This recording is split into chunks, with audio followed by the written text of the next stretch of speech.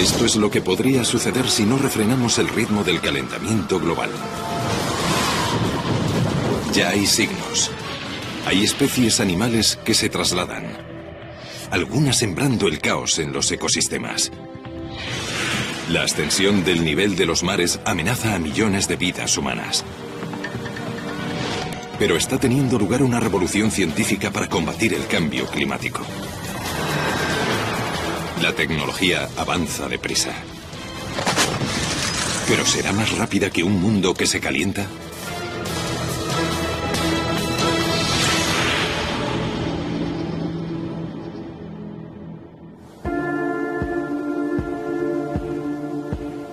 El clima de la Tierra siempre ha cambiado, pero raramente tan aprisa. En solo 250 años el planeta se ha calentado casi 1 grado centígrado o Celsius. Celsius es la escala que usan los científicos para medir la temperatura. Al ritmo actual de calentamiento, la mayoría de los climatólogos coinciden en que dentro de 50 años estaremos 1 grado más calientes y al menos 3 grados más a finales del siglo XXI. ¿Cómo será el mundo en cada uno de esos estadios? ¿Y qué avances científicos y tecnológicos se llevan a cabo actualmente para afrontar cada uno de ellos? Sabemos qué causa el problema. Los gases de efecto invernadero como el metano y el dióxido de carbono que actúan como una manta que rodea el planeta, atrapando el calor. Y los gases de efecto invernadero aumentan más rápidamente que nunca.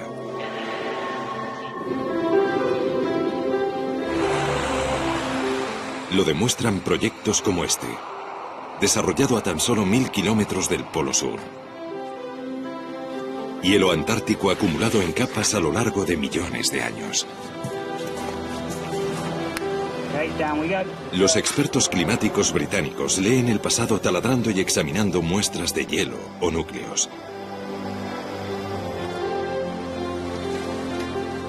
Este núcleo de hielo tiene 750.000 años de longitud. Si nos remontamos a hace 3/4 de millón de años, podemos ver que hemos entrado y salido de 8 glaciaciones. Así que si nos fijamos en esos 8 ciclos climáticos, podemos ver lo que estaba haciendo la temperatura. Pero lo que es más importante, también podemos ver los niveles de dióxido de carbono y metano, 2 gases de efecto invernadero que había en el hielo. Y lo que encontramos es que están notablemente relacionados con la temperatura, se corresponden con la temperatura sumamente bien. Robert Malbeny es paleoclimatólogo y uno de los mayores expertos mundiales en este campo. Está examinando un núcleo de hielo más corto o más joven. Atrapado en el interior, aire del siglo XVIII, anterior a la revolución industrial. Lo que voy a hacer es quitarme los guantes para calentarlo, porque en cuanto lo caliente podrán ver las burbujas de aire en el hielo. Alrededor del 10% del volumen del núcleo de hielo es aire. Lo oigo crujir ahora que las pequeñas burbujas que estaban sometidas a la presión de encontrarse a gran profundidad en el hielo estallan al derretirse el hielo que las rodea. No importa dónde se libere el dióxido de carbono, se distribuye uniformemente por la capa superior de la atmósfera. Así que el aire de la Antártida tiene la misma concentración de CO2 que el aire de cualquier otro lugar del mundo.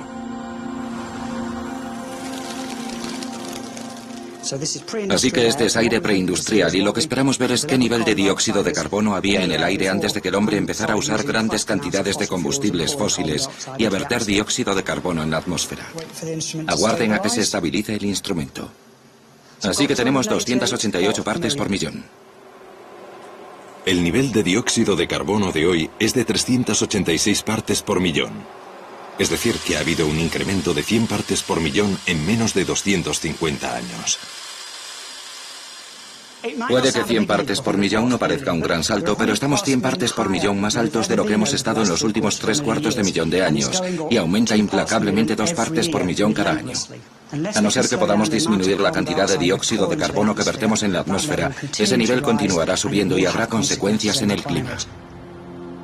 La preocupación por el cambio climático condujo a las Naciones Unidas a constituir el IPCC, siglas inglesas del Grupo Intergubernamental de Expertos sobre el Cambio Climático, un equipo que representa los hallazgos de más de 4.000 climatólogos. Lo lidera el doctor Rajendra Pachauri.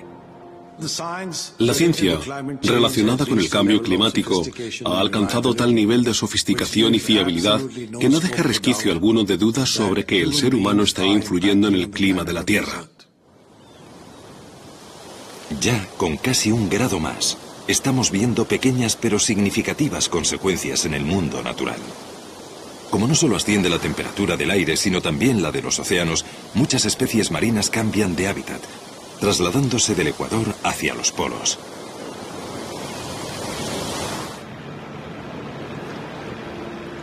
Tierney Teese, una bióloga marina que trabaja en el acuario de la Bahía de Monterrey, estudia este fenómeno. La investigación de Tierney se ha centrado en uno de los peces más extraños del mar. El pez luna, o mola mola, es el pez óseo más pesado del océano y puede superar los 4 metros de longitud.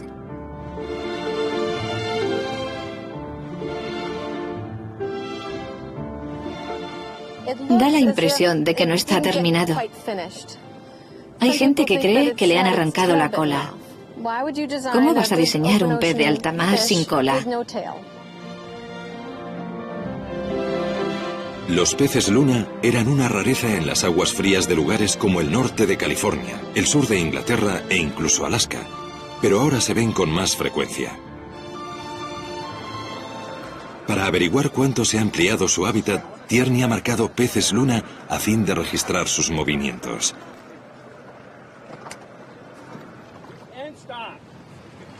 Tienes que sorprenderlos, porque los mola mola son muy asustadizos, mientras que otros te dejan interaccionar con ellos.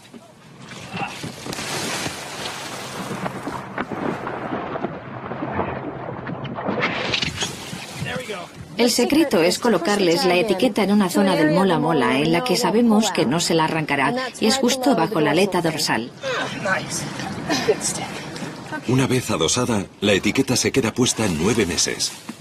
En resumidas cuentas, registra el diario de viaje del animal y luego en el momento previsto se suelta del animal, flota hasta la superficie y envía todos sus datos al satélite. Ese satélite los reenvía a nuestros ordenadores y ahí podemos analizar todos esos datos.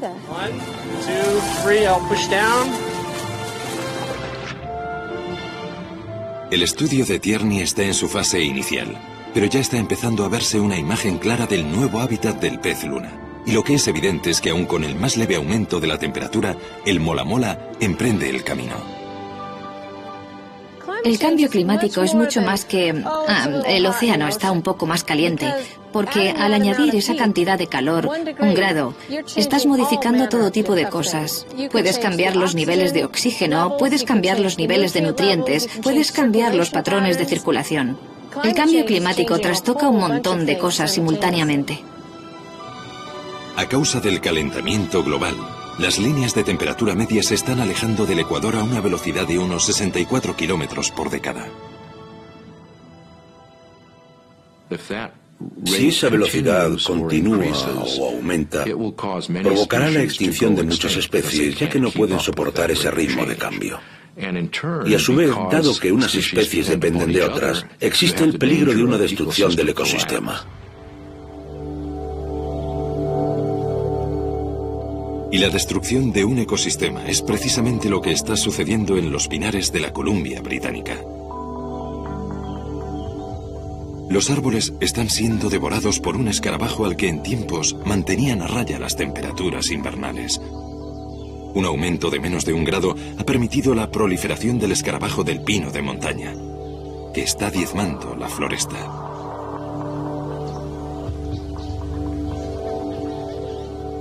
Bill Wilson dirige una investigación sobre el escarabajo de pino de montaña para el Servicio Forestal Canadiense. Emocionalmente es sobrecogedor. Cuando ves los pinos rojos no es signo del otoño o el invierno, es un signo de muerte. Esos árboles han sido asesinados por el escarabajo del pino de montaña. Este escarabajo es el responsable de la mayor plaga de insectos de la historia norteamericana. En los últimos 10 años, el escarabajo del pino de montaña ha destruido unos 13,5 millones de hectáreas de bosque, una superficie del tamaño de Grecia.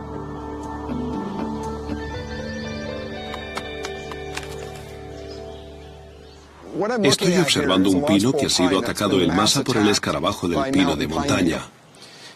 Las hembras que atacan el pino con éxito excretan una feromona, y la feromona atrae a gran número de escarabajos. Muy rápidamente, los árboles se ven invadidos. Cuando el escarabajo consigue situarse bajo la corteza, lo que hace es empezar a alimentarse del árbol y pone los huevos. Esos huevos suelen eclosionar entre 7 y 10 días después, y las larvas comienzan a alimentarse inmediatamente. Debilitan el árbol y se desencadena la enfermedad. El brote no puede controlarse con insecticidas.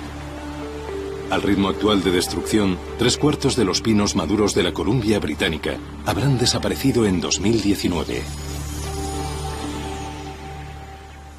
Le da a uno que pensar que un insecto del tamaño de un grano de arroz pueda provocar los daños que está causando a los bosques norteamericanos.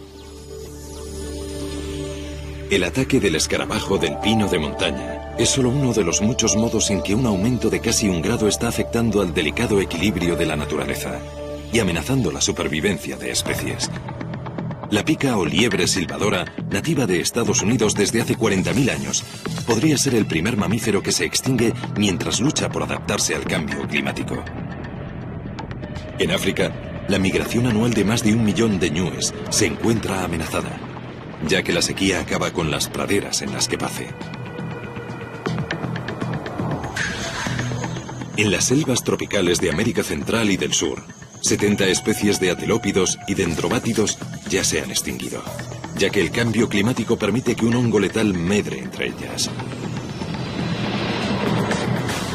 En todo el mundo, los arrecifes coralinos, hogar del 25% de la vida marina, están muriendo a medida que los océanos se calientan, absorbiendo más dióxido de carbono y volviéndose cada vez más ácidos.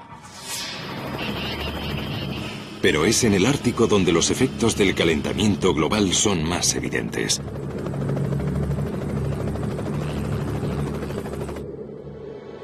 Este es el Paso del Noroeste, una gélida superficie de mar helado frente a la costa del norte de Alaska.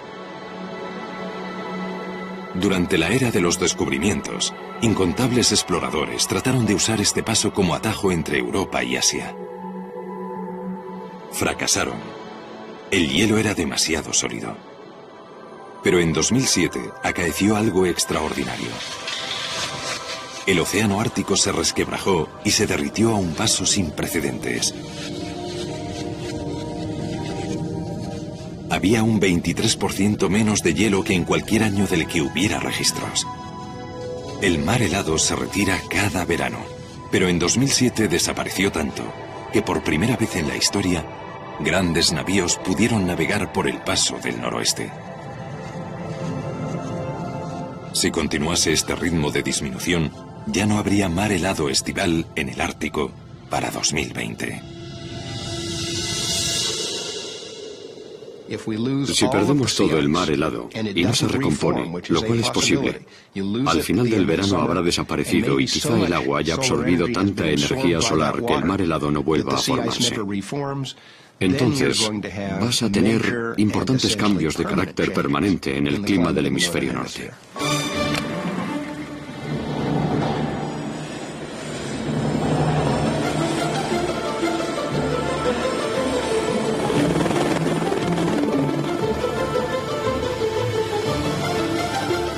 Durante 28 años, el biólogo de prospección geológica de Estados Unidos, Steve Armstrong, ha pasado los inviernos en el Ártico de Alaska recopilando gran cantidad de datos.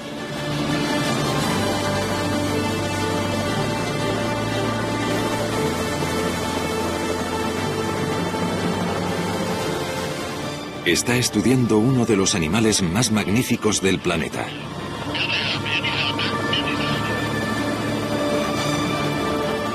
El oso polar, o blanco, es el mayor carnívoro terrestre.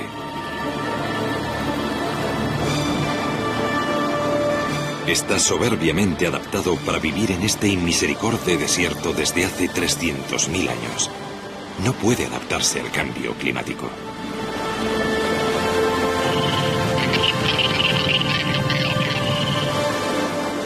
Cuando un oso ya tiene un número en el lomo, Steve sabe que ha sido marcado y estudiado.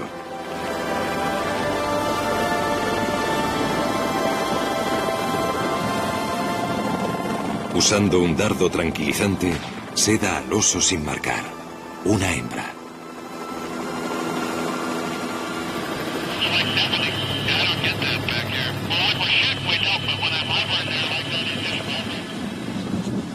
Lo que intentamos hacer es comprobar el bienestar de la población y prever el futuro para ver si es posible el bienestar venidero de esta población.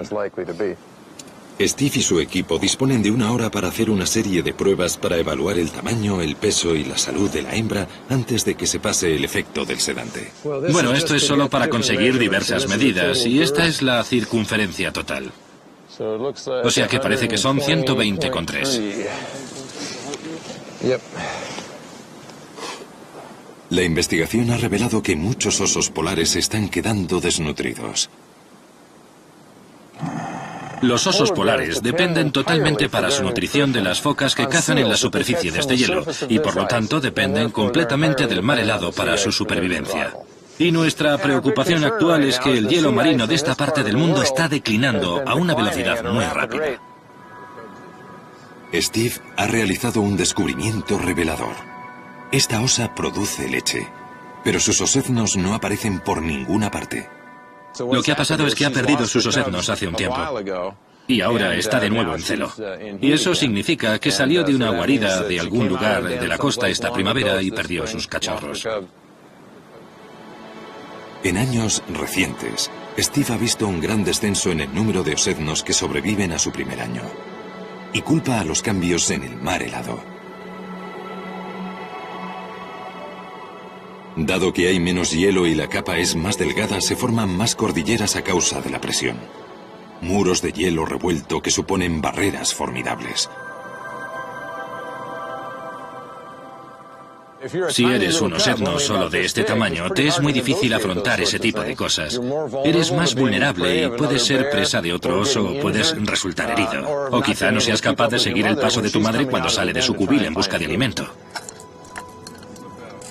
Los hallazgos de Steve han contribuido a convencer al gobierno estadounidense para que catalogue a los osos como especie en peligro.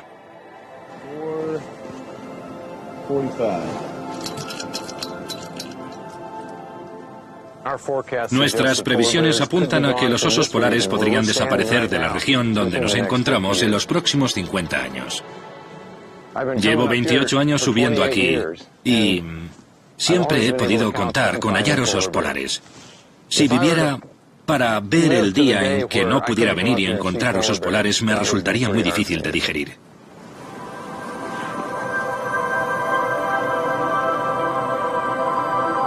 A pesar de su aspecto, cuando despierte completamente, la osa se recuperará totalmente.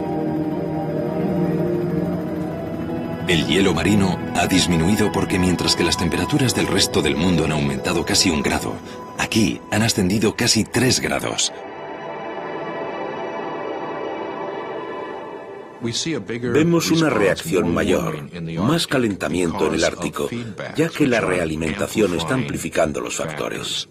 En concreto, se trata del albedo de la superficie de la Tierra, es decir, la reflexión de la luz. La cantidad de luz que incide en la superficie y se refleja es mayor si tienes una superficie blanca cubierta de nieve o hielo. De modo que si estos se derriten, queda expuesta a una superficie más oscura que absorbe más luz solar. Y eso incrementa el calentamiento y funde más hielo. Por lo que en el Ártico obtienes un cambio mayor que la media global. La influencia del ascenso de la temperatura en el Ártico no solo afecta a los animales. La isla de Barter, aislada por el hielo marino durante 9 meses al año, alberga a unas 300 personas, la mayoría inupiat. Durante innumerables generaciones, la vida de la isla se ha basado en la caza de animales para sobrevivir.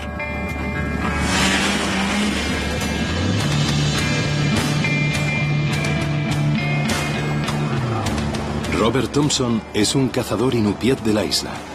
Hoy se dirige a lo que en tiempos fuera un rico cazadero.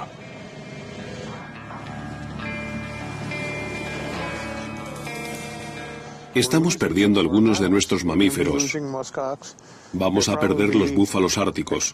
Seguramente se extingan en esta zona en el transcurso de mi vida. El oso polar va a desaparecer. La población de caribú va a disminuir y también algunas aves. Sin nuestros animales nosotros desapareceremos, nuestro pueblo estará perdido. Nuestra cultura se basa en los animales. Podríamos importar diversos tipos de alimentos y seguir viviendo aquí, pero las cosas que hacemos, las que nos definen, se perderán. La mayoría de los climatólogos cree que a mediados de este siglo habitaremos un mundo 2 grados más caluroso. El único modo de evitarlo es disminuir las emisiones y cambiar la forma de producir energía.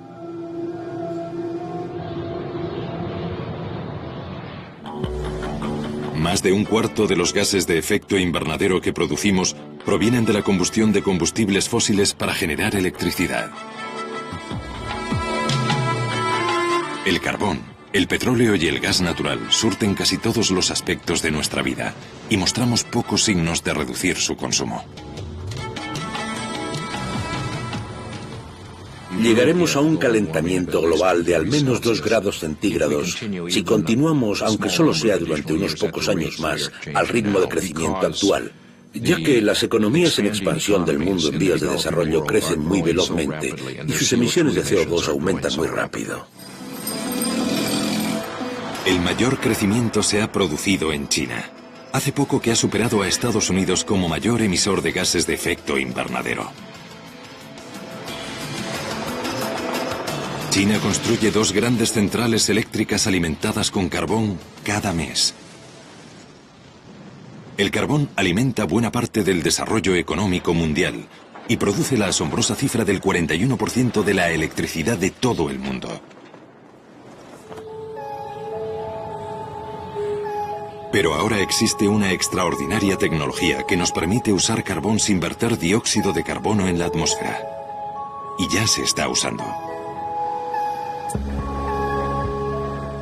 Esta central eléctrica de 1.600 millones de euros, situada en Beulah, Dakota del Norte, provee de energía a 500.000 de hogares. Su fuente energética es el carbón de la región y su tecnología pionera se llama captura y almacenamiento de carbono, o CAC. La CAC es un proceso en 2 fases. En la primera se captura el dióxido de carbono donde se produce. Dentro de esta tubería hay CO2 puro. Antes del año 2000, en lugar de pasarlo por esta tubería, lo expulsábamos al aire por ese conducto de ahí. Floyd Robb trabaja en la central eléctrica. A toda bebida carbonatada se le inyecta CO2. Y esta botella ha estado expuesta al sol, así que está caliente. Y cuando la agitas aumenta la presión. Cuando libero esa presión, el CO2 se vaporiza. El proceso que usamos aquí en la planta de gasificación es similar, solo que nosotros usamos metanol helado. El metanol es un compuesto químico que a alrededor de 70 grados centígrados bajo cero es muy eficaz en la absorción de dióxido de carbono. Pero cuando el metanol se calienta y despresuriza como una botella de refresco, libera el CO2. Entonces se captura y se comprime. Pero esta es solo la primera fase de la CAC. El auténtico reto es dónde almacenar las enormes cantidades de dióxido de carbono que capturen las centrales como esta.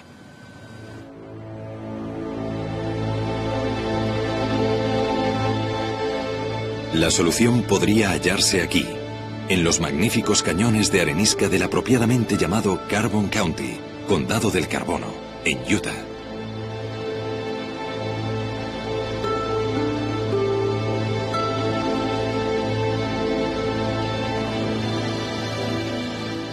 Brian McPherson, un geofísico de la Universidad de Utah, dirige un proyecto de investigación del gobierno estadounidense dotado de 70 millones de euros y dirigido a encontrar un modo de almacenar dióxido de carbono con seguridad. La solución más prometedora, inyectarlo en arenisca. La arenisca es un medio de almacenamiento estupendo, ya que, aunque parece sólida, en realidad es muy porosa. De modo que tiene muchos poros.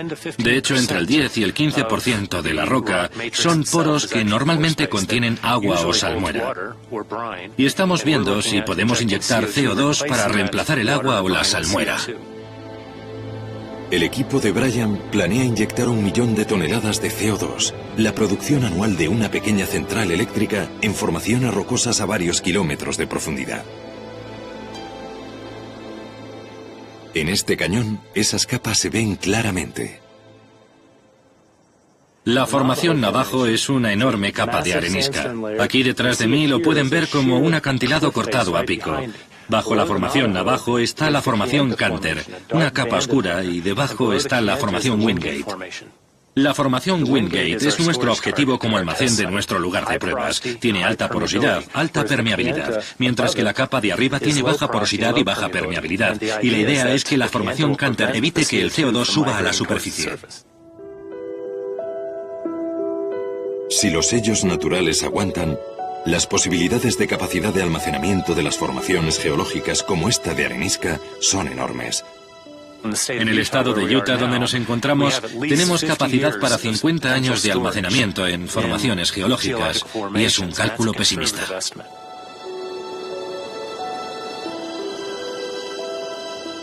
La CAC podría ofrecer los máximos beneficios con unas alteraciones mínimas. El mérito de la CAC es que nos permite usar la mayor fuente de energía fósil que tenemos.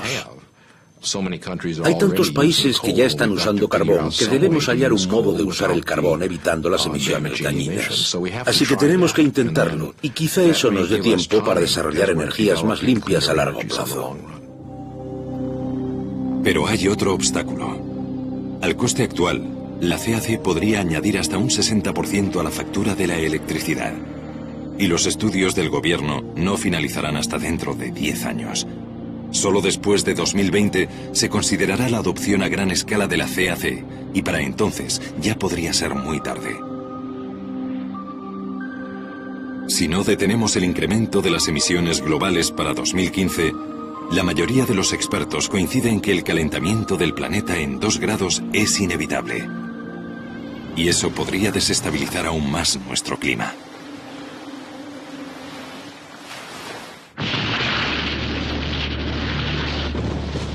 Una de las consecuencias más significativas del cambio climático ha sido el ascenso del nivel de los mares. Han subido más de 20 centímetros desde mediados del siglo XIX. En un mundo 2 grados más caluroso, subirían por encima de los 20 centímetros más. El agua, como muchas otras sustancias, se expande cuando se calienta. Y el hecho de que la capa superficial de los océanos esté más caliente significa que es más grande que antes, y lo único que puede hacer el agua es subir, de modo que por esa razón sube el nivel del mar. La otra razón por la que aumenta el nivel del mar es que si derrites el hielo que había en tierra, el agua fluye hacia el océano. El calentamiento y la expansión de los océanos tendrá otra consecuencia. El clima extremado y destructor se volverá mucho más común. 2008 trajo devastadores huracanes como Gustav y Ike. Se estima que más de 100.000 personas murieron en Myanmar, la antigua Birmania, a consecuencia del ciclón Nargis. Nadie puede relacionar estos sucesos directamente con el cambio climático, pero muchos científicos creen que las temperaturas más altas ya contribuyen a acrecentar la intensidad de las tormentas. El calor latente alimenta las tormentas. Tormentas eléctricas, tornados, tormentas tropicales, huracanes. La energía procede del calor latente, así que los océanos más cálidos alimentan más las tormentas, de modo que esperamos que las tormentas más fuertes se vuelvan aún más fuertes. El impacto destructivo de esto se sentirá en lugares inesperados. Nueva York, 8 millones de habitantes. Una de las mayores y más ricas ciudades del mundo. A los neoyorquinos les gusta pensar que ya lo han visto todo.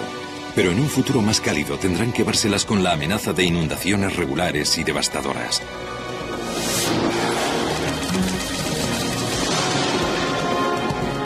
No es que Nueva York sea inmediatamente vulnerable al aumento del nivel del mar. Los mares tendrían que subir más de 6 metros para sumergir Manhattan. Pero en un mundo 2 grados más caluroso, es mucho más posible que Nueva York padezca inundaciones debido a las marejadas ciclónicas. Por eso es una ciudad vulnerable a los huracanes.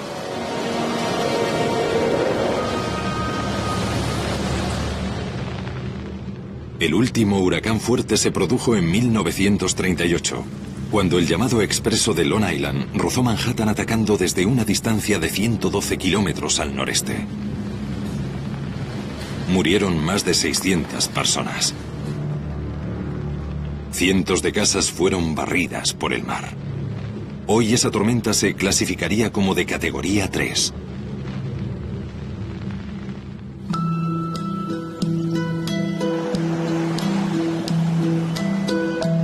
Hay muchos huracanes más tempranos en la historia de Nueva York. Jeff Donnelly es paleotempestólogo, un científico que estudia las tormentas antiguas. Como los climatólogos de la Antártida, lo hace escarbando en la historia y tomando muestras de núcleos.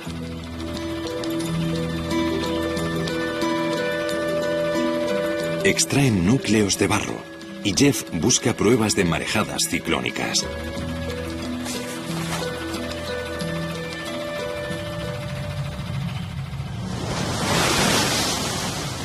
La marejada ciclónica es como un tsunami promovido por los fuertes vientos y las sumamente bajas presiones del ojo del huracán.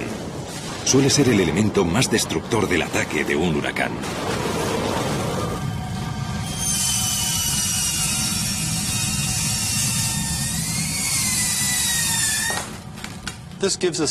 Con esto nos hacemos una idea de la frecuencia con que un lugar como Nueva York ha recibido el impacto de grandes huracanes en el pasado. En resumidas cuentas, es como leer un libro. Nos retrotraemos en el tiempo, abrimos estos núcleos y pueden ver los ricos sedimentos orgánicos que se han depositado día tras día. Pero ocasionalmente, al adentrarnos más en el núcleo, ves estas gruesas capas de arena que se han depositado. Y estas capas de arena son el resultado de las marejadas ciclónicas que han pasado sobre la playa y han desplazado arena hasta estas pozas y marjales. Y esta gruesa capa de aquí data del huracán de Nueva Inglaterra de 1938. Estos núcleos proceden de muy cerca de la ciudad de Nueva York y seguramente daten del huracán de la ciudad de Nueva York de 1821. Fue la última vez que la ciudad fue atacada por un huracán intenso, probablemente el huracán de 1815. Probablemente 1675, 1635. Y luego, antes, estos son todos anteriores al asentamiento europeo en el este de Norteamérica, de modo que los huracanes documentados llegan hasta esta época. Así que sabemos que es posible que Nueva York sufra huracanes directos, huracanes intensos. Han tenido lugar muchas veces y volverán a ocurrir en el futuro. Previamente, en cualquier año dado, había una posibilidad entre 100 de que llegara una devastadora marejada ciclónica de 3 metros. Pero en un planeta 2 grados más caliente, esas posibilidades variarán. La doctora Cynthia Rosenzweig, destacada climatóloga, ha realizado muchos estudios para predecir inundaciones provocadas por marejadas ciclónicas. Una parte de las proyecciones del cambio climático es prácticamente segura. Es que el nivel de los mares será más alto. Eso proporciona la base para que ocurran las inundaciones costeras. Aunque las tormentas no cambien, ese nivel del mar más elevado permite que la inundación se interne más tierra adentro. Esa es la mayor vulnerabilidad de la parte sur de Manhattan y de muchas zonas bajas de la región de Nueva York. Con un nivel del mar más alto, marejadas ciclónicas que en el pasado habrían causado inundaciones de poca importancia se tornarán tan destructivas como la mayor tormenta del siglo. Lo que muestran nuestros estudios es que esa mayor tormenta del siglo podría suceder una vez cada 20 años. Durante la vida de nuestros hijos, es muy posible que tenga lugar esa tempestad catastrófica. En una tormenta así, la bolsa de Nueva York, Wall Street y todo el sur de Manhattan quedarían inundados. Partes de los distritos exteriores, Staten Island, Queens, Brooklyn y ciertas zonas de Nueva Jersey también quedarían anegadas. Pero quizá haya un modo de prevenirlo.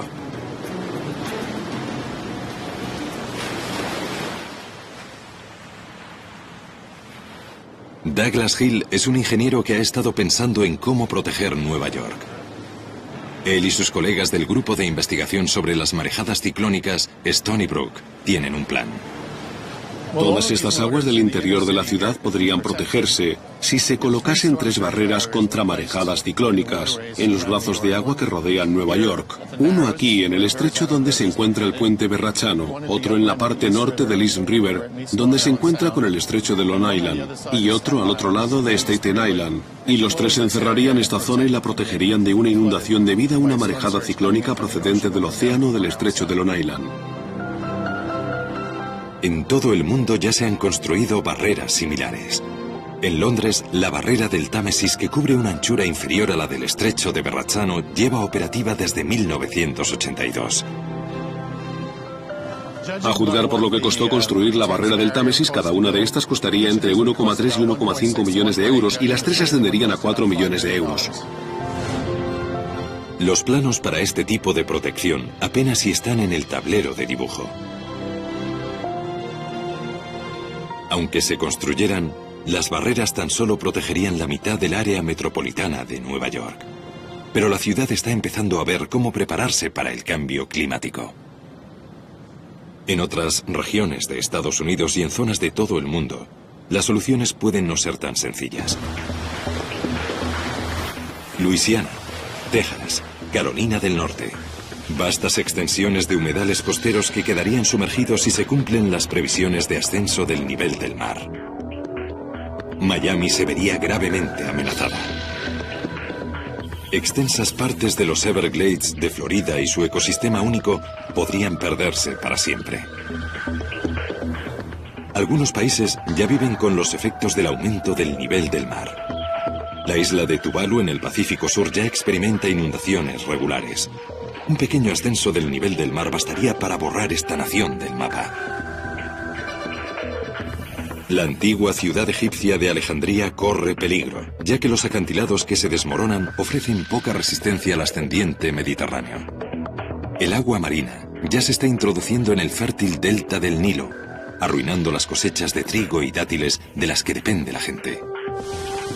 Bangladesh sufre regularmente graves inundaciones y la erosión fluvial, y se prevé que quedará devastado por el cambio climático en menos de 40 años. Es posible que 35 millones de habitantes de Bangladesh se conviertan en refugiados climáticos. La hambruna, la enfermedad y la inestabilidad política se adueñarían del país. La gente más pobre del mundo es la que más va a sufrir. Va a afrontar muchos peligros, como las inundaciones costeras, las marejadas ciclónicas y los ciclones, todos los cuales tendrían efectos muy dañinos. Aunque el mundo en vías de desarrollo será el más gravemente afectado, el cambio climático tendrá influencia sobre todos nosotros. Es un mito que la gente de los países industrializados tiene tanta tecnología y tanto dinero que se adaptará. Somos vulnerables.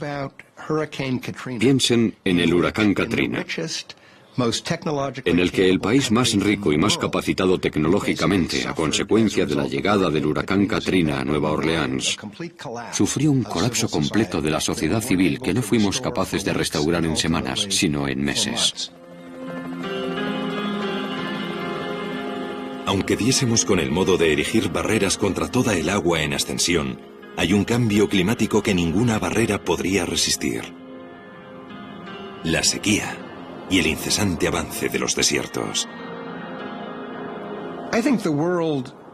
Creo que un mundo a 2 grados centígrados más o a 3,5 grados Fahrenheit más sobre la temperatura de hace un siglo, evidentemente será un mundo mucho más cálido. Un mundo más húmedo en muchas partes, pero más seco en otras. Es un mundo en el que los grandes incendios muy bien podrían ser un problema incontrolable en regiones del mundo que ya han sido propensas a padecer incendios.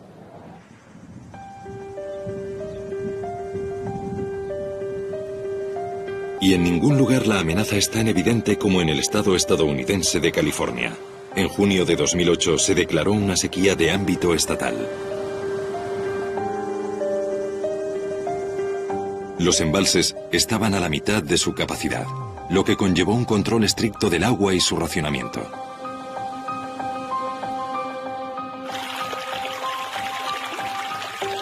Buena parte del agua californiana proviene de la nieve y el hielo de Sierra Nevada. Y esta fuente está en declive. La prueba más alarmante de ello es que se derriten los glaciares montañosos. En 1885, el glaciar Dana era un 75% mayor que hoy.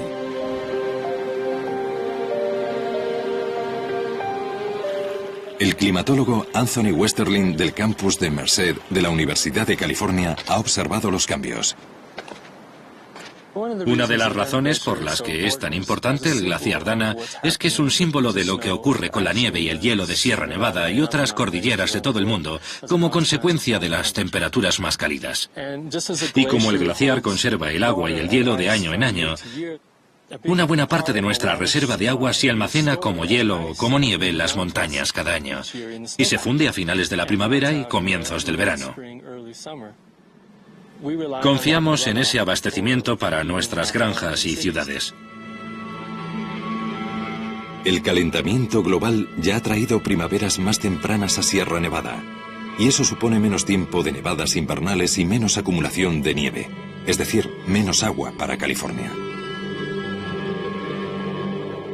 Aun con un ascenso de la temperatura de casi 1 grado, los glaciares están menguando en todo el mundo.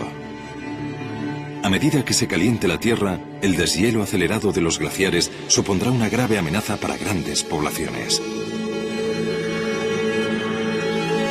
Los mayores temores se centran en el Himalaya, que abastece los grandes ríos del subcontinente indio, el Indo y el Ganges.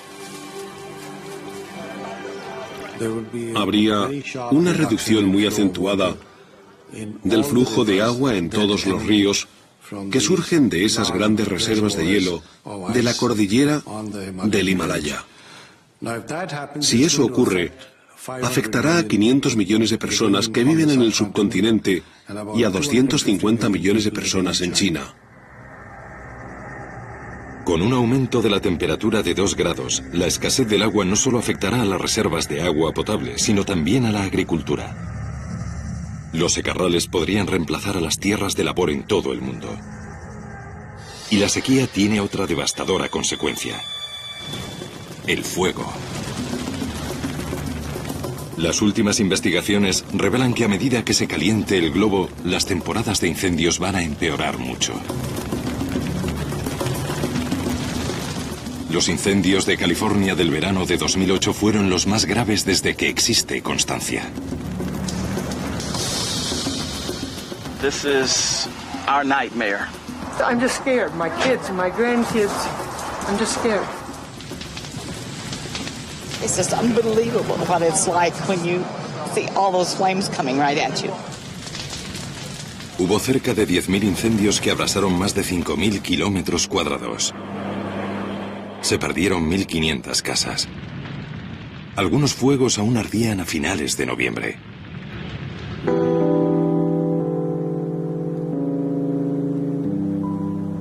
Un incendio se declaró aquí, en las estribaciones de Sierra Nevada.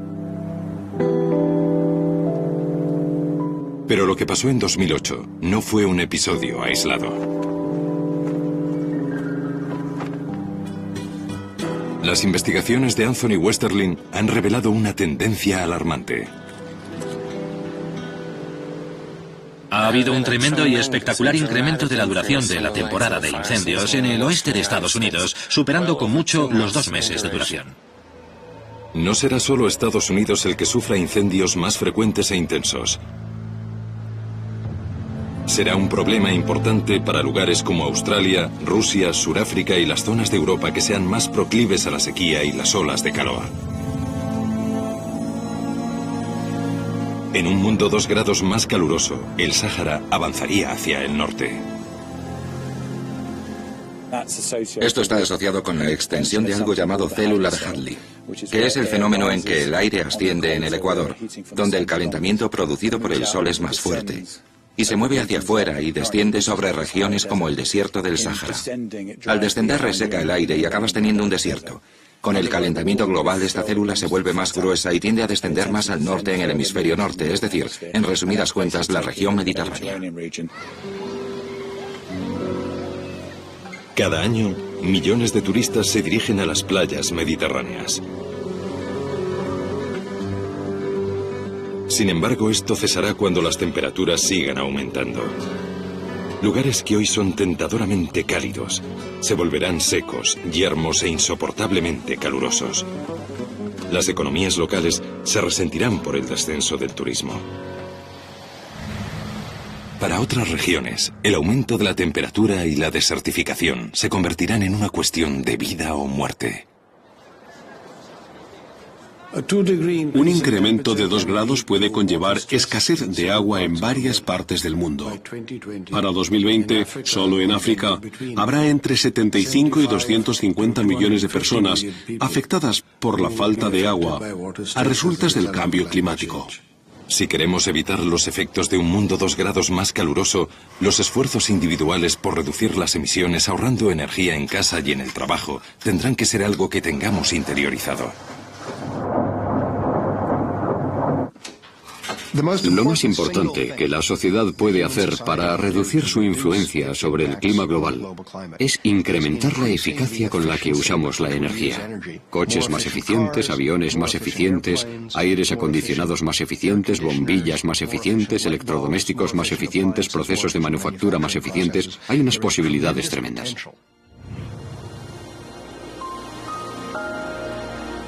En los Emiratos Árabes Unidos se ha empezado a trabajar en un proyecto para llevar la eficacia energética al próximo nivel. La ecociudad de Masdar.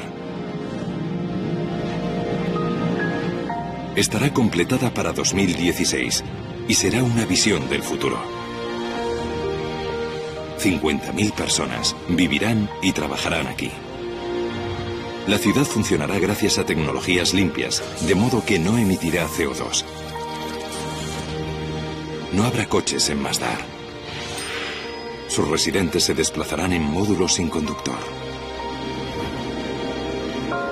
Quizá parezca ciencia ficción, pero todas las tecnologías previstas ya se han desarrollado. Masdar las aunará y nos dará una primera visión de cómo podríamos vivir en el futuro. Nuestra tecnología limpia futurista ya se está usando en Shanghai, China. Este tren no tiene motor, es decir que en principio no emite gases de efecto invernadero.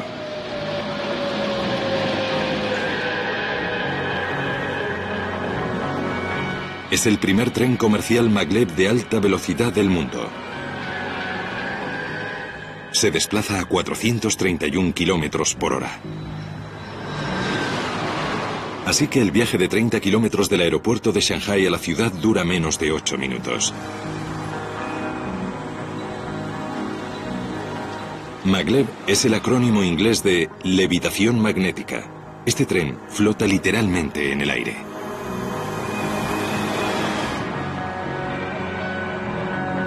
Fan Mo es uno de los directores de investigación y desarrollo del Centro Chino de Maglev. Los imanes situados bajo el tren lo suspenden en el aire. La gravedad trata de tirar de él hacia abajo. Juntas, estas fuerzas mantienen el tren en levitación.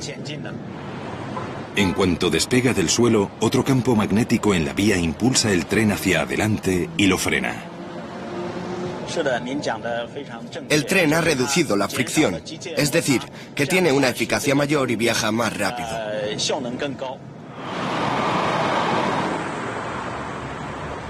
La levitación magnética no es una tecnología barata por el coste de tender el raíl que sirve de guía. Los antiguos rieles tendrían que sustituirse, pero los beneficios serían enormes. La fuente de gases de efecto invernadero que más crece es el transporte aéreo. Los maglevs podrían ofrecer una alternativa a los vuelos que cubren distancias cortas, lo que transformaría completamente los viajes por Europa, Asia y Norteamérica.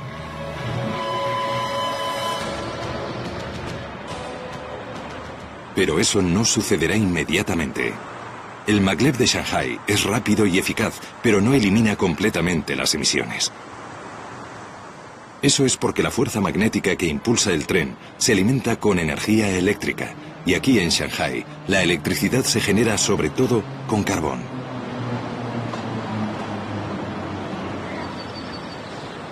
O sea que para que esta brillante tecnología tenga un auténtico impacto, debemos o bien perfeccionar la captura y almacenamiento de carbono, o bien dar con un modo alternativo de producir electricidad. Un país ya lo ha conseguido, dominando la naturaleza.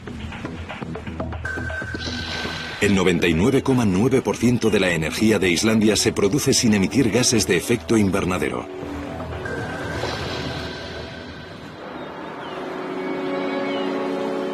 Islandia tiene suerte, ya que se encuentra justo sobre una caldera geológica. En el balneario de la Laguna Azul, cercana a la capital Reykjavik, la gente se baña en las mismas aguas geotermales que se usan para generar su electricidad. Tradicionalmente este balneario se surtía de las aguas residuales de la central geotérmica de Svartsengi, que no produce gases de efecto invernadero. Aquí, el agua supercaliente de las profundidades emerge en forma de vapor, lo que impulsa las turbinas generadoras de electricidad. La energía geotérmica está disponible en lugares como Islandia, donde hay mucha actividad volcánica. Han dejado de depender de las energías fósiles para obtener electricidad. Pero no para los coches. En Islandia hay más coches por persona que en casi cualquier país del mundo. Pero su uso pionero de una nueva tecnología quizá deje obsoletos los coches tradicionales.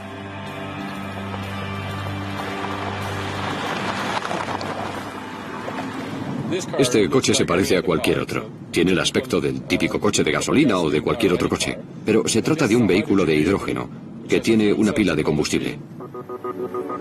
La pionera de la tecnología de pilas de combustible ha sido la compañía de Jon Björn Skulason, que trabaja con 13 prototipos de coches de hidrógeno. Bajo el capó, una pila de combustible divide el hidrógeno en protones y electrones, sus componentes subatómicos básicos. Los electrones viajan a través de un circuito y se transforman en energía eléctrica, impulsando el motor. En Islandia creen que las pilas de combustible son un gran adelanto con respecto a las baterías convencionales que alimentan los coches eléctricos existentes. La ventaja de nuestro coche de hidrógeno es que un automóvil de hidrógeno puede repostar en 3 o 4 minutos, y el coche de hidrógeno tendrá una autonomía similar a la de un vehículo de gasolina. De modo que la diferencia es que los coches de baterías suelen tardar entre 5 y 8 horas en cargarse y solo tienen la mitad de autonomía que un coche de hidrógeno. Reykjavik cuenta con su propia estación de servicio de hidrógeno. Aquí el hidrógeno es fabricado por una máquina llamada electrolizador. La materia prima es el agua. La unidad está conectada al agua y la electricidad. El electrolizador divide el agua en hidrógeno y oxígeno. El oxígeno se evapora en la atmósfera y luego purificamos el hidrógeno. El hidrógeno va a un compresor ya que tiene un volumen mucho mayor, de modo que para tener suficiente energía en un vehículo hay que comprimir el hidrógeno. Una vez comprimido, el hidrógeno puede bombearse directamente en el coche, y la única emisión es el líquido que llegó al electrolizador al principio del proceso. Solo agua pura. Excelente. El hidrógeno como combustible es un logro emocionante, y más porque no hay que cavar ni taladrar para obtenerlo. No obstante, hay considerables trabas que vencer. Actualmente el hidrógeno precisa una gran cantidad de electricidad para producirlo. De modo que no hay beneficios netos, a no ser que, como aquí en Islandia, la energía usada para fabricarlo no produzca emisiones.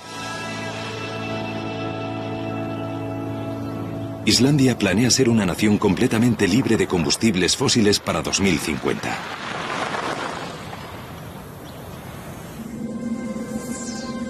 Pero para otros países que no se encuentran sobre un inagotable surtidor de energía renovable, hay otra fuente disponible que puede dominarse: el sol.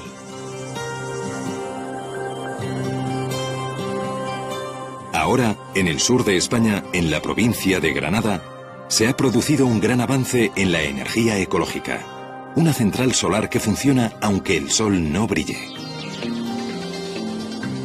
Cuando esté finalizada, Andasol cubrirá 2 kilómetros cuadrados y abastecerá de energía a 50.000 viviendas.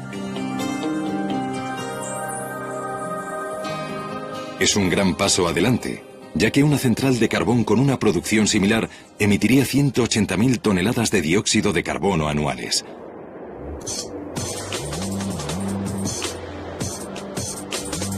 Los 210.000 espejos de la central son curvos para concentrarse en estos tubos. El aceite del interior se calentará lo suficiente como para impulsar unas turbinas de vapor, generando así electricidad. El ingrediente secreto de Andasol se encuentra en estos tanques. Sal fundida. La sal conduce y almacena el calor sumamente bien. El exceso de calor generado durante el día es absorbido por la sal. Por la noche este calor almacenado produce vapor para seguir moviendo las turbinas. En el futuro, este tipo de tecnología podría generalizarse. Se podrían instalar grandes centrales solares en regiones secas y soleadas del norte de África, Texas y los estados desérticos. Vastas zonas actualmente inútiles para la agricultura podrían resultar ideales para la generación de energía. España no es el único país que avanza a pasos agigantados en las tecnologías energéticas limpias.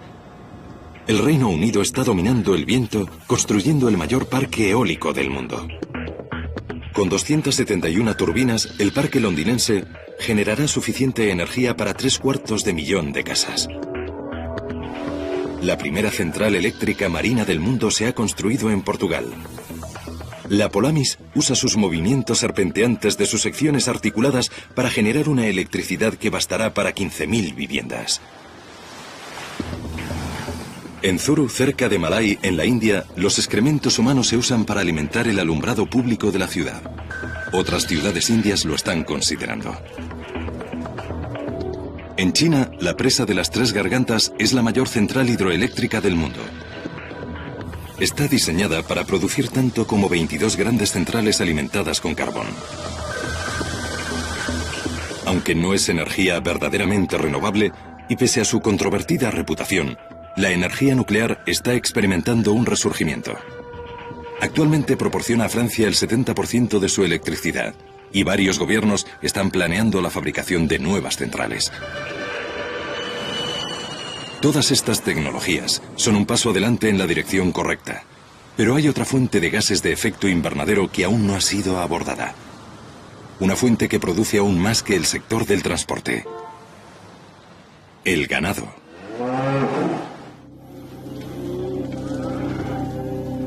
La industria ganadera de todo el mundo es la responsable de una asombrosa proporción de las emisiones de gases de efecto invernadero, el 18%. Es más de lo que suman los aviones, los barcos y los coches. Eso es porque la carne y los productos lácteos necesitan más y más tierras despejadas para pastos, y se requiere una gran cantidad de energía para producir el alimento de los animales y refrigerar y transportar la carne. Las propias reses son la fuente de un gas particularmente nocivo, el metano. Una vaca madura lactante emite 14 litros de metano al día. Como gas de efecto invernadero, el metano tiene más de 10 veces el efecto de atrapar energía que el dióxido de carbono, o sea que es crucial reducir su emisión. En una cámara estanca especial, Christopher Reynolds de la Universidad Británica de Reading estudia las emisiones animales con detalle científico. El metano que se produce es un producto de la fermentación del alimento de las vacas debido a los microorganismos, unos microbios que producen metano y que se encuentran en su estómago. Y esos microbios ayudan a digerir el alimento que la vaca consume, pero uno de los subproductos es el metano.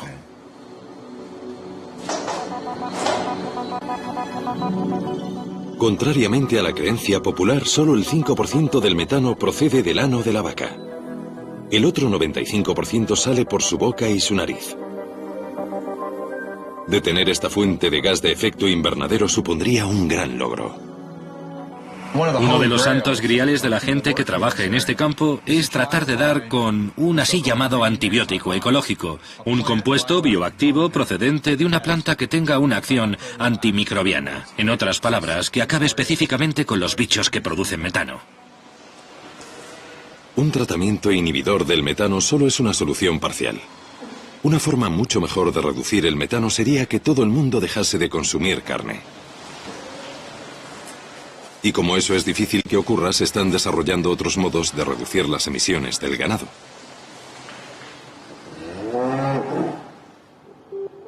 En la Universidad de Australia Occidental, en Perth, una extraña creación crece lentamente en un laboratorio.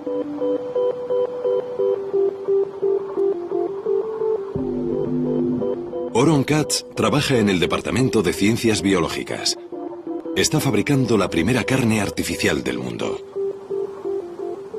Cuando cultivamos esas células solemos llamarlas, hemos acuñado el término semivivas, ya que no están completamente vivas. No son un animal, sino que son una parte viva de un animal sustentada en un medio artificial. Esta carne artificial se ha cultivado a partir de células musculares de un cordero, pero podrían haber sido células de cualquier animal. Fueron cultivadas en una solución nutritiva hecha de plasma sanguíneo derivado del ganado. Los cultivos de células musculares crecen en un bioreactor de microgravedad que rota constantemente para que la carne crezca en 3 dimensiones. Sin este movimiento, la carne sería plana, con una anchura de solo unas células. Actualmente, Oron busca formas de dar a la carne más textura, a fin de imitar la auténtica. En estos momentos se está llevando a cabo una investigación para tratar de hallar maneras de ejercitar esas células musculares, de modo que se alineen y tengan una textura similar al músculo. Y hay 2 modos de hacerlo. Uno es estimular eléctricamente esas células y el segundo es tratar de ejercitarlas físicamente, intentando construir pequeñas máquinas para hacer ejercicio, pequeños gimnasios para que esas células crezcan y se conviertan en algo más parecido a los músculos. Oron ha llevado su singular trozo de carne al Reino Unido a uno de los mejores chefs del mundo.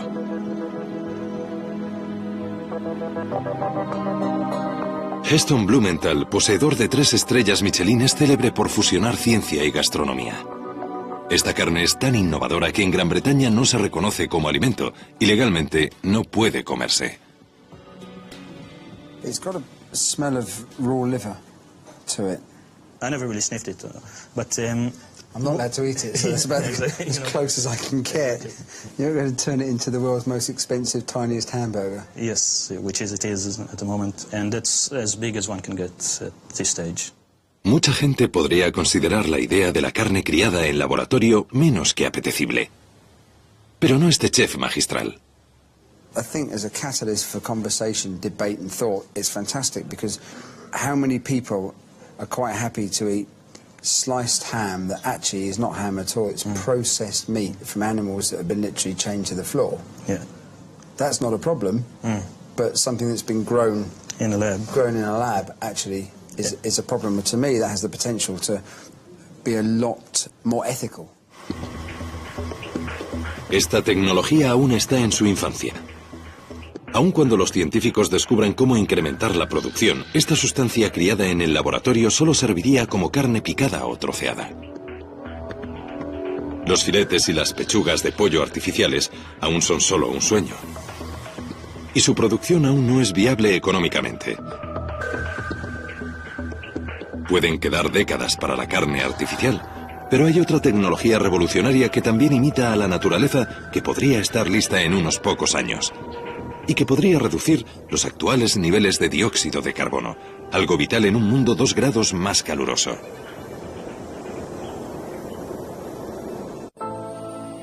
Es una idea inspirada por los bosques del mundo. Los árboles absorben dióxido de carbono a través de la fotosíntesis. Desempeñan un papel fundamental en el control del clima del planeta. De modo que, ¿la reforestación a gran escala no compensaría el calentamiento global? Podría ser, pero hay un problema. Nos estamos quedando sin tierra. Se están talando o quemando bosques para convertirlos en terrenos agrícolas a un ritmo de 356 kilómetros cuadrados diarios. Pero la ciencia puede haber dado con una alternativa. Lo que llamamos árboles artificiales es una tecnología para hacer lo mismo que hacen los árboles con el dióxido de carbono de la atmósfera, es decir, extraerlo de la atmósfera y convertirlo en algo que no vuelva a la atmósfera para no obtener el efecto de calentamiento del CO2. Mientras que las energías renovables y las tecnologías como la captura y almacenamiento de carbono se centran en evitar más vertidos de CO2, los árboles artificiales podrían reducir la cantidad que ya hay en el aire. Dos hombres podrían haber realizado un avance en esta búsqueda científica. El físico teórico Klaus Lackner y el ingeniero Alan Wright. Se conocieron aquí, en Biosfera 2, en Arizona. Biosfera 2 era el mayor ecosistema artificial estanco que se construía, el lugar perfecto para estudiar cómo los cambios en el dióxido de carbono afectarían al planeta.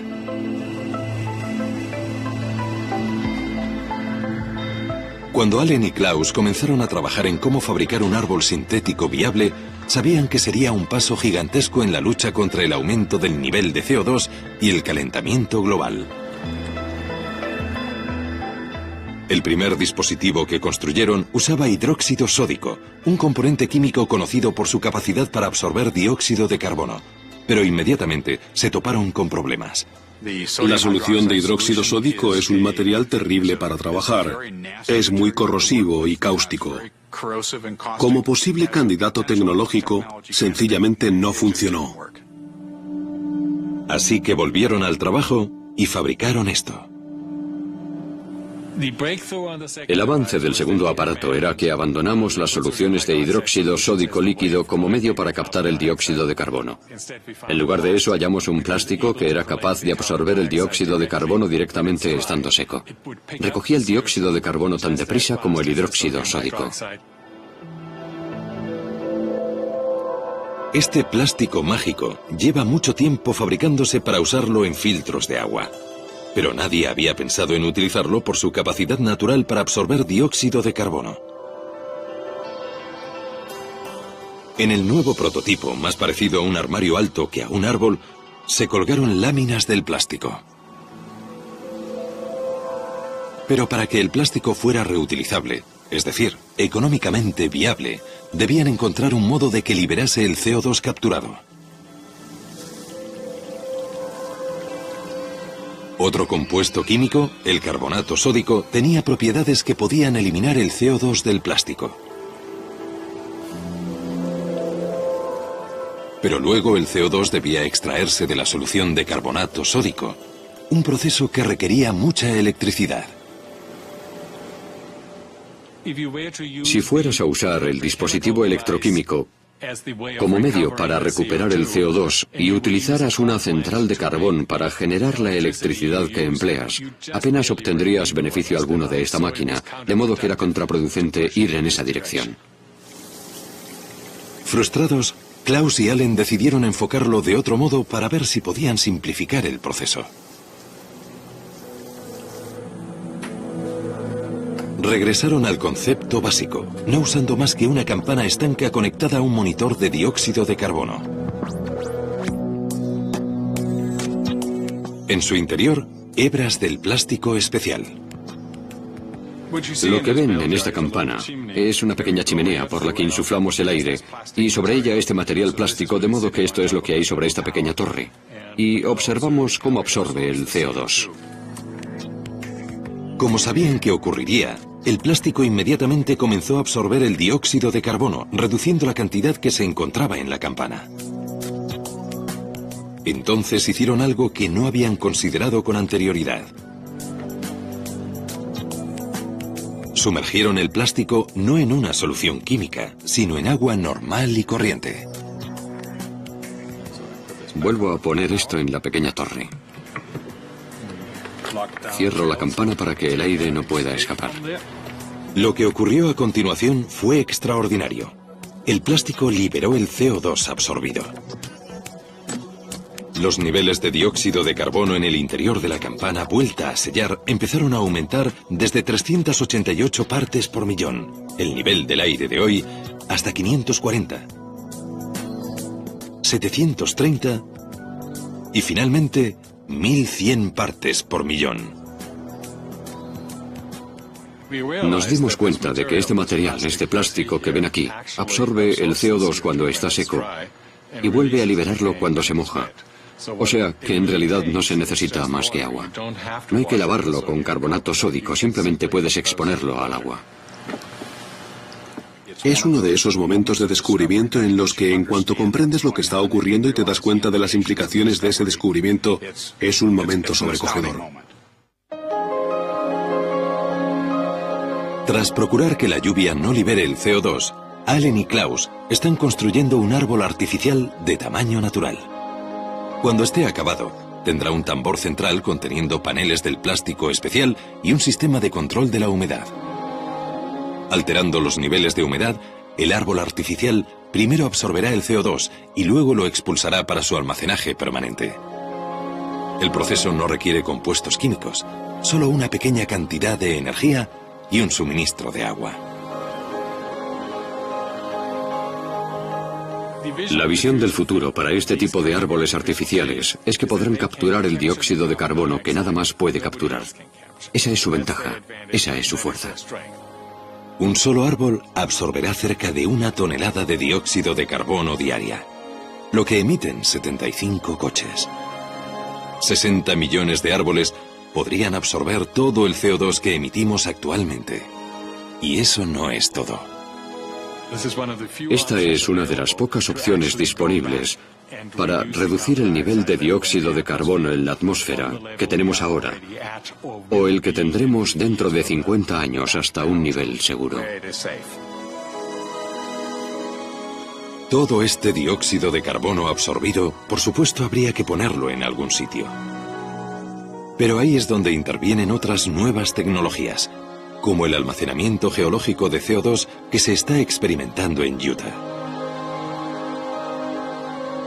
Y como el nivel de dióxido de carbono es igual en cualquier lugar del planeta, los bosques de árboles artificiales podrían plantarse justo encima de los lugares de almacenamiento.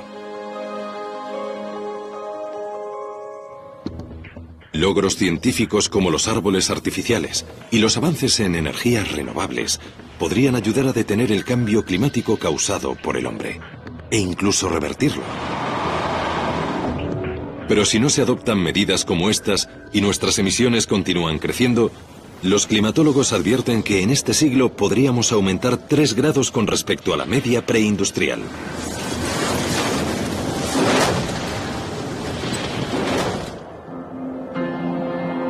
Con este nivel de calentamiento, el planeta podría pasar por una serie de momentos clave. Cambios tan significativos que el clima podría llegar a descontrolarse. 3 grados centígrados de calentamiento global podrían significar que habláramos de un planeta diferente. Es un planeta que no existe desde hace millones de años. No había humanos en el planeta cuando estaba 3 grados más caliente. No solo el nivel del mar sería distinto, sino que las zonas climáticas cambiarían. Sería un planeta muy diferente. La última vez que el planeta se calentó tanto fue hace 55 millones de años. Entonces la temperatura aumentó 6 grados. Pero se calentó a un ritmo mucho más lento que el actual. Los efectos fueron catastróficos, y entre ellos se contaron extinciones masivas en los océanos. El planeta tardó 100.000 años en recuperarse. Una subida de 3 grados es una perspectiva de pesadilla para todos. El profesor Peter Cox pertenece al Centro Hadley del Reino Unido, uno de los grupos de predicción del clima más punteros del mundo. Aquí, bajo tierra, hay baterías de superordenadores que predicen el clima, tanto del presente como del futuro. Al superar los 3 grados, forzamos más de lo habitual el sistema climático, pero no hay indicaciones del registro climático pasado. Y por lo que sabemos sobre el sistema climático puede variar muy repentinamente. Un sistema climático que cambiase repentinamente, haciéndose 3 grados más caluroso, llevaría lluvias a regiones cercanas al Ecuador, como la selva amazónica. Al calentar el sistema obtienes un patrón de temperaturas oceánicas en los trópicos que en resumidas cuentas atrae la lluvia de la Amazonia. Amplía la estación seca y lo que parece ocurrir en la Amazonia es que cuando la estación seca dura más de 4 meses el fuego se enseñorea de ella, de modo que el bosque tropical húmedo se transforma en sabana. Cuando el fuego se adueña de una jungla, crea unas condiciones que hacen inevitables los incendios recurrentes. Se produce un efecto cascada. En la selva amazónica se acumula el equivalente a al menos 10 años de emisiones de CO2, buena parte del cual volvería a liberarse en el aire. Los vaticinadores del clima han identificado una vasta franja de la Amazonia oriental que es propensa a sufrir descomunales incendios. No cabe duda de que la pérdida de selva tropical a esta escala tendría una gran influencia sobre el clima del planeta, aparte incluso de la enorme cantidad de CO2 que se liberaría. La pérdida de la Amazonia obviamente sería una catástrofe absoluta para la gente que vive en ella y acabaría con uno de los ecosistemas más diversos de la Tierra, pero también tendría unas consecuencias no solo regionales sino globales. Y eso es porque el Amazonas es parte del motor que impulsa la circulación atmosférica por los trópicos. Los patrones climáticos globales podrían verse radicalmente alterados con un impredecible influjo sobre la lluvia en todo el hemisferio norte. En ciertas partes del mundo, esta variación podría incluso acabar con las lluvias estacionales. Y con un aumento de 3 grados centígrados, la selva amazónica no es el único ecosistema que se perdería. También desaparecería la zona de permafrost que se extiende entre Alaska y Siberia y el norte de Europa.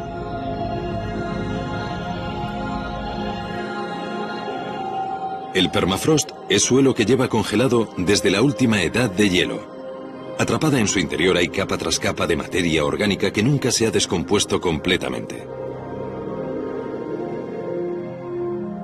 El permafrost ya está empezando a menguar, permitiendo que los microbios descompongan su antiguo carbono y lo liberen como gas de efecto invernadero en la atmósfera.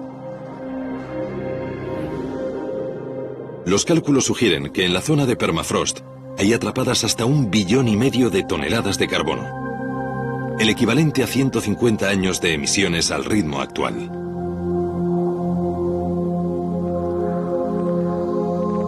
Y lo que es peor, hay una cantidad desconocida de metano encerrado en el permafrost, el gas de efecto invernadero que es 20 veces más peligroso que el CO2.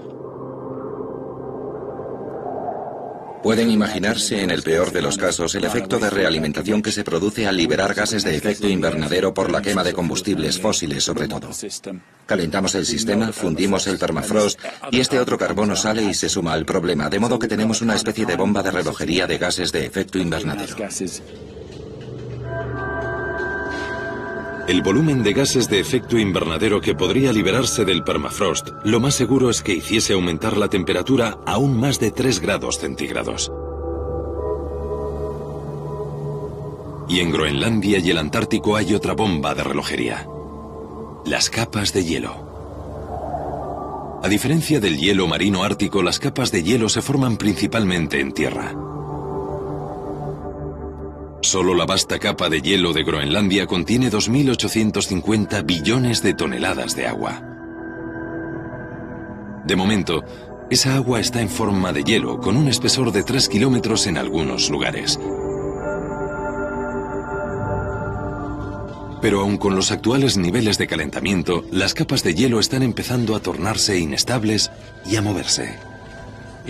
Si empiezan a derretirse y el hielo comienza a desplazarse más rápidamente, podríamos tener un gran vertido de agua en el océano y un sustancial aumento del nivel del mar que se mediría en metros. Ha habido muchas veces en que las capas de hielo han empezado a desintegrarse y el nivel del mar ha aumentado a razón de varios metros por siglo. Y en la mayoría de esos casos naturales, las fuerzas que provocaron esos cambios fueron mucho menores que la fuerza provocada por el ser humano, que causa los cambios actuales. Si el calentamiento global excede los 3 grados centígrados y las capas de hielo de Groenlandia se derriten, los científicos predicen un incremento de 7 metros en el nivel del mar. Esto es lo que pasaría con las líneas costeras de Norteamérica, Europa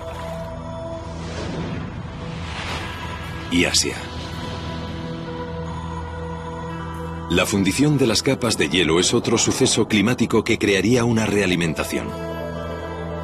Como los incendios desmesurados en la Amazonia, provocaría que el calentamiento se acelerase.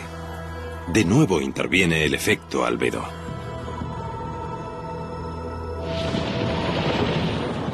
Si la superficie reflectante de la luz del hielo desaparece, todo ese calor es absorbido y el clima de la Tierra se vuelve aún más caluroso.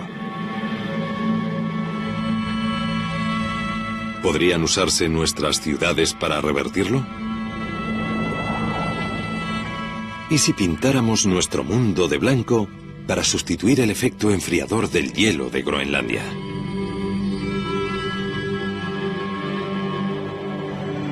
En México, el norte de África, Grecia y España, la gente lleva mucho tiempo viviendo en poblaciones blancas. Las casas blancas son más frescas. Aunque haya sido creado artificialmente, esto también provoca el efecto albedo. Pero la mayoría de las ciudades están cubiertas de asfalto y cemento oscuro.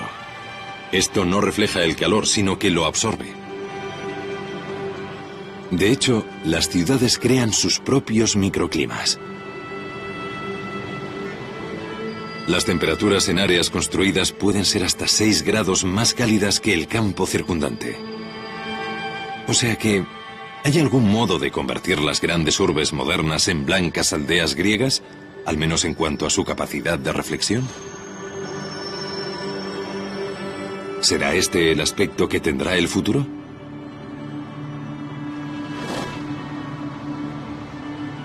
No solo las ciudades, sino la ropa, los vehículos, incluso las plantas. Podríamos modificar genéticamente los cultivos y la hierba para que fuesen más claros, diseñados para reflejar la luz del sol. Incluso estas sencillas medidas podrían producir quizá medio vatio de enfriamiento por metro cuadrado, que es como un tercio del calentamiento que ha producido el dióxido de carbono. Así que si bien no nos resuelve el problema totalmente, al menos nos concede más tiempo. Si nos amenaza el futuro extremado que nos traerán los momentos clave del cambio, nuestra única esperanza podría ser adoptar medidas de enfriamiento de emergencia, como un mundo blanco. Medidas que podrían acabar transformando el planeta no por un calentamiento provocado por el hombre, sino por un diseño humano. Aquí es donde interviene la geoingeniería. La gente cada vez está más interesada en la posibilidad de modificar la Tierra para compensar el efecto de calentamiento que estamos ejerciendo sobre el clima. Debemos contemplar estas opciones, ya que muy bien podría ser que no consiguiéramos hacer lo suficiente con las técnicas más convencionales y tuviéramos que recurrir a medidas más extremas. Una de esas medidas extremas consiste en lanzar azufre al aire. Eso supone nada más y nada menos que declarar la guerra a la atmósfera del planeta. Es una idea inspirada por la naturaleza. Cuando los volcanes tienen erupciones importantes, escupen millones de toneladas de partículas de azufre, creando una pantalla solar atmosférica. Estos sucesos han reducido la temperatura global hasta en más de medio grado centígrado. Sucedió cuando el monte Pinatubo entró en erupción en Filipinas en 1991. Si encontráramos un modo de imitar esto creando un escudo de azufre que envolviese la Tierra, podríamos enfriar el planeta.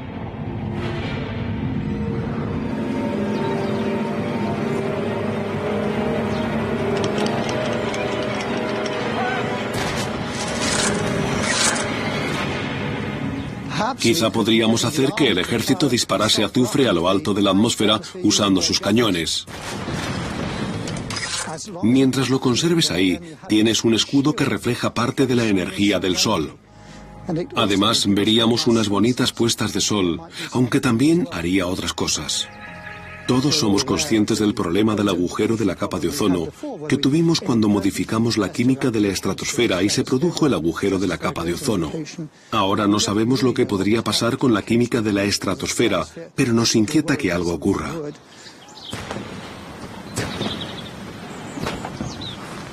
Se están considerando otras medidas extremas.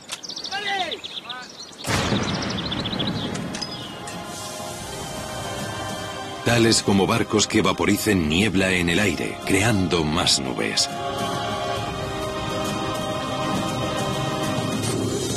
La verdad es que la idea más ambiciosa suena a ciencia ficción. Millones de espejos puestos en órbita reflejarían la luz del sol, alejándola de la Tierra. Pero si colocas un espejo ahí, necesitas un espejo de unos 2000 kilómetros de diámetro. O quizá la idea que se maneja últimamente, que es poner muchos espejos más pequeños con ordenadores a bordo para tenerlos apuntando en la dirección correcta. Es una idea absolutamente tremenda de contemplar. Resultaría enormemente caro. Pero no hay por qué llegar a eso. Existen o se están desarrollando soluciones y tecnología para detener e incluso revertir el calentamiento global. Los momentos clave del cambio y las medidas estrambóticas con un coste desmesurado no tienen por qué alcanzarse. La idea es una emergencia. Hemos llegado a un punto en el que necesitamos acciones drásticas rápidamente si queremos evitar desastres a corto plazo. Pero especialmente en los tiempos de nuestros hijos y nietos. Ya podemos ver un esbozo de la solución. Ya podemos ver el esbozo de lo que hay que hacer tecnológicamente, de lo que debemos hacer económicamente y de lo que debemos hacer políticamente. Tengo todas las razones para creer que hay una chispa de cordura, de sabiduría, de prudencia en las personalidades humanas, a resultas de lo cual yo creo que seremos capaces de resolver este problema colectivamente.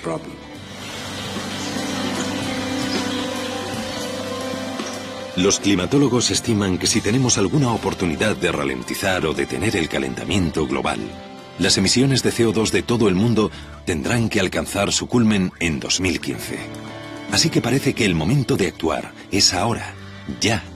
Tenemos la capacidad y los conocimientos, así que seguramente sea responsabilidad nuestra proteger nuestro planeta para las generaciones futuras.